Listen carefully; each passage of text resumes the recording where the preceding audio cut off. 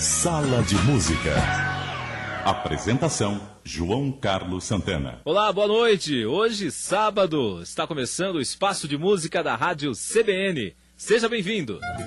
Cheguei em casa, não tava, saí pra rua, não vi, dia e noite e madrugada, só Deus sabe o que eu sofri. A vida faz a cilada, escorregar não cair, dia, noite e madrugada eu sofri. Quando a poeira baixou, guardei o rosário de ouro do choro que já perdoou. Neste Sala de Música, nós estamos recebendo o Manuel Filho, que está lançando o seu segundo CD intitulado Raízes, pela primeira vez aqui no Sala de Música. Manuel, boa noite, seja bem-vindo. Boa noite, muito obrigado. Bem de Samba é a primeira faixa desse disco. A gente já ouviu aqui na introdução do programa. Eu queria que você falasse um pouquinho desse novo CD e por que, né, você escolheu o nome Raízes. Ok. Eu tenho vontade de falar sobre alguns assuntos dos trabalhos que eu faço. Quando eu comecei a pensar num novo disco, né, eu falei, o que é que eu vou, qual a vontade, sobre o que eu quero falar agora? Aí eu pensei, eu gostaria de falar sobre o Brasil. Quando eu falei falar sobre o Brasil, sobre o que? Tem tantos aspectos, o Brasil é tão variado em tudo. Muita coisa, né? Pois é, e eu pensei, raiz, a ideia que me veio foi raiz em primeiro lugar. Mas eu falei, depois de um tempo, raiz, mas não é uma raiz só que nós temos muitas raízes. E raiz é uma coisa bacana, porque a raiz ela busca, ela sustenta, ela alimenta, ela faz muita coisa. Então eu comecei a imaginar que o Brasil é formado por raízes que nos sustentam, né? E o Bem de Samba, por acaso, é uma primeira raiz, é uma música que fala de uma família. É uma família um pouquinho diferente, que uma mulher que chega em casa, o marido não tá, ela vai procurar ele do bar, o samba tá bom e ela fica lá, entendeu? Ainda tá procurando o marido. Quer dizer, é um probleminha familiar. Que é a cara do Brasil, né? Pois é. Tem muito a ver realmente com o Brasil. Esse disco, qual é a gravadora? É independente? Ele é independente, ele é distribuído pela Fonomatic e Trattori. Fonomatic e Trattori. São 14 faixas. Tem uma faixa aqui bônus, a faixa número 14. Fala um pouquinho da sua trajetória artística, Manuel, para quem não conhece o seu trabalho, que está nos ouvindo aqui pela CBN. Ok. Eu vou falar uma coisa que eu acho muito importante. Eu acho que é bacana falar da minha própria raiz, da onde vem esse pensamento. Eu venho da biblioteca pública. Eu tive a sorte, a felicidade de poder frequentar uma biblioteca pública que fica até hoje na minha cidade, que é a Monteiro Lobato, em São Bernardo do Campo. E qual é a sua cidade? Ah, São Bernardo do Campo. São Bernardo do Campo. E lá eu tive acesso a muita coisa que eu não teria normalmente. Tinha um espaço na biblioteca, um espaço infantil, onde eu tinha acesso à literatura, à pintura, à música e a teatro. Eu acabei me envolvendo com todas elas. Da pintura eu sou somente um apreciador, mas eu canto... E como você descobriu esse espaço? Quem te levou até esse espaço? Olha, a culpa aí é um pouquinho anterior, é do meu irmão. Meu irmão lia gibi. A culpa é dele. A culpa é dele. Ele lia gibi e eu ficava muito curioso o que era um gibi, né? Era muito pequenininho.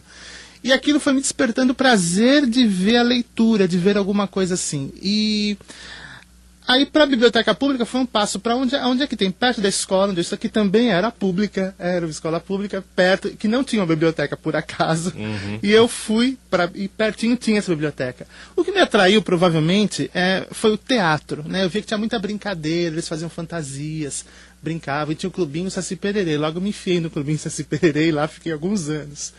E era muito gostoso que não era tão perigoso, né? Você podia ir até a biblioteca sozinho, né?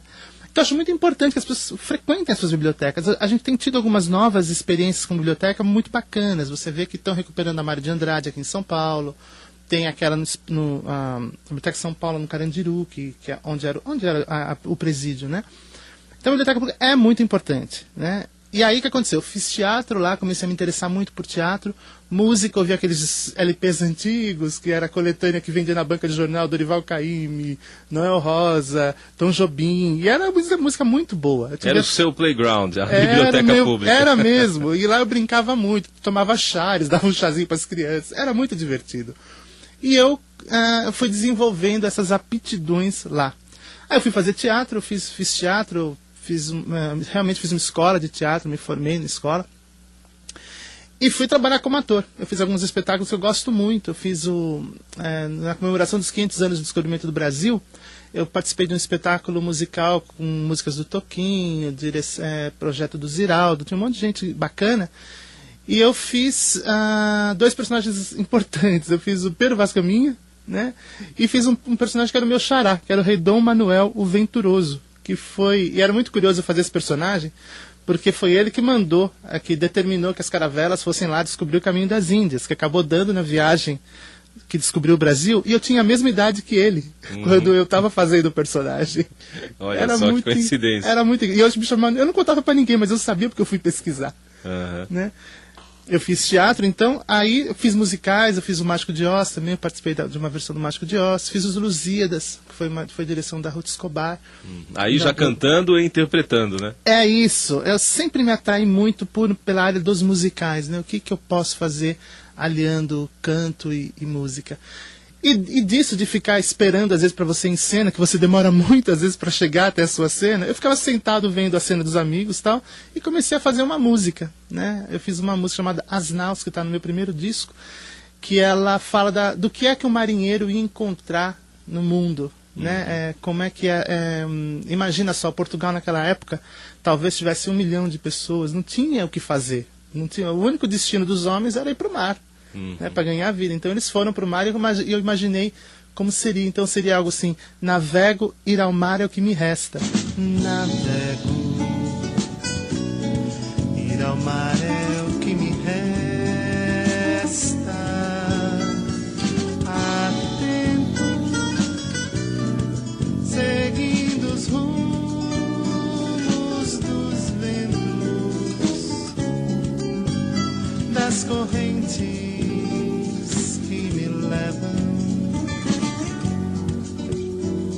além do céu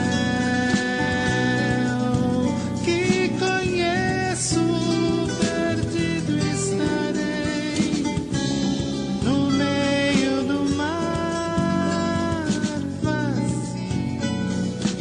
E aí esse primeiro disco foi totalmente em cima do teatro, né? Eu quis falar do teatro, do que ele tinha de importância na minha vida, de como ele foi importante. Ele é muito importante, mas a música dentro do teatro, como que era? Você tinha espetáculos que ficavam mais de 1 ano em cartaz, né? Aqui em São Paulo a gente teve a Elis Regina com o Falso Brilhante, que é impactante até hoje o trabalho dela.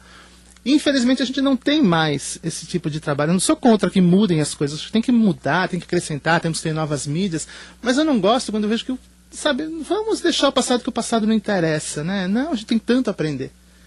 Tanto musicalmente. E são espaços excelentes, né? É muito gostoso, né? E como eu tenho essa coisa meio de brincar com cenografia, com roupa, com tudo que o espaço pode me oferecer, eu procuro usar.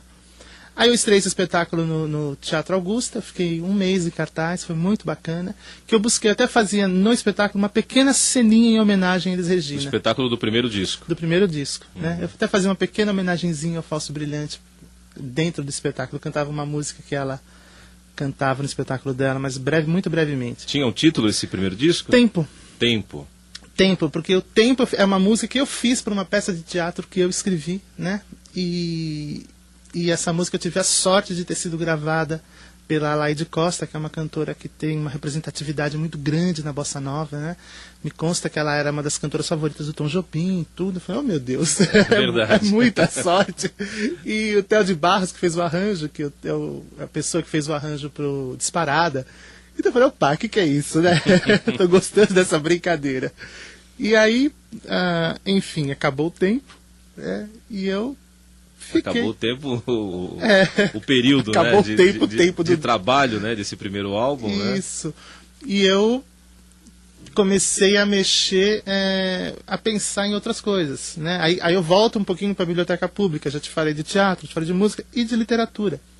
Nesse meio tempo todo eu comecei a escrever livros. Né? Na verdade você descobriu tudo ao mesmo tempo, né? Acho que sempre, eu gosto de pensar o seguinte, né? Já me fizeram, como é que você sabe quando uma ideia sua vai virar uma música, vai virar um livro, vai virar uma peça? Eu falei, eu não sei. A ideia vem, eu tenho um monte de ideias, eu tenho ideias o tempo todo, uma fila de ideias, né? Então elas ficam ali disputando, tal, eu falo, você, eu acho que é isso. Aí eu começo a fazer e é aquilo mesmo. Né? Às vezes vem com uma força, com uma vontade de falar. E o que eu gosto de escrever é literatura infanto-juvenil. É um mundo de fantasia que eu acho que ainda é resquício daquele período em que eu ficava na biblioteca lendo gibi. Né? Isso que era muito interessante. Eu não era forçado a ler nada. Ninguém via, lê isso aqui, lê isso aqui. Não, eles me deixavam à vontade, lendo o que eu gostava. Isso é muito importante.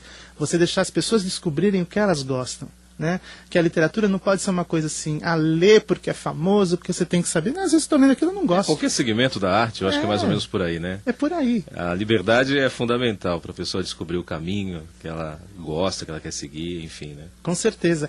E aí, um dia ela botou na minha mão, lê esse livro aqui. Era o livro do Francisco Marins, Os Segredos de Taquarapoca, que é um escritor fundamental na literatura brasileira, assim, na infanto-juvenil. É um cara muito bacana. E, claro, Alice no País das Maravilhas, né? Alice abriu o universo e eu acho que todas as histórias que a gente lê tem muito de Alice, que é uma pessoa que vai para um mundo que ela não conhece, aprende um monte de coisa e volta modificada. Se você for ver, a base das histórias é sempre isso um pouquinho. Uhum. E graças a esse turbilhão de informações que você recebeu, nós estamos aqui acompanhando o novo disco do Manuel Filho. Já ouvimos na abertura do programa a faixa número 1, chamada Bem de Samba. Tem alguma que você queira destacar agora, Manuel? Olha, eu destaco todas. Nós vamos por partes. Porque eu acho assim, cada uma foi escolhida com muito carinho, né? O processo de escolher cada música, o que cada uma foi me sugerindo foi muito bacana. Eu posso falar para você, até como curiosidade, de Um Homem Semeando Estrelas, né? É uma música que eu acho muito curiosa, porque eu estava um dia precisando de 2 músicas para me fechar o disco, né? Eu falei, e agora? O que eu quero falar? Aí eu recebi pela internet um e-mail de uma pessoa que eu não conhecia. Normalmente eu não abro, né? Mas eu falei, deixa eu ver, não sei o que me chama a atenção. Eu abri. Quando eu abri... Podia ser vírus, né? Pois é, eu falei, uma arriscado, imagem. né? Eu falei, vamos ver, vai. Aí eu abri lá, aí tinha uma foto de uma estátua que se identificava como sendo da Albânia. Até procurei depois e confirmei que era da Albânia mesmo. Espero que seja. Aí é um homem com um cestão segurando na mão, como se ele estivesse semeando, com o braço estendido, né? Atrás dele tem um muro dessa estátua. Alguém foi nesse muro, pintou umas estrelinhas e projeta uma luz na frente dessa estátua. Então a sombra bate nesse muro e parece que ele está semeando estrelas. Uhum. Quando eu vi isso, eu falei, nossa, que bonito. É isso, um homem semeando estrelas. Aí eu fiz a letra muito rápida, saiu muito fácil, porque a própria imagem me suscitou muita informação.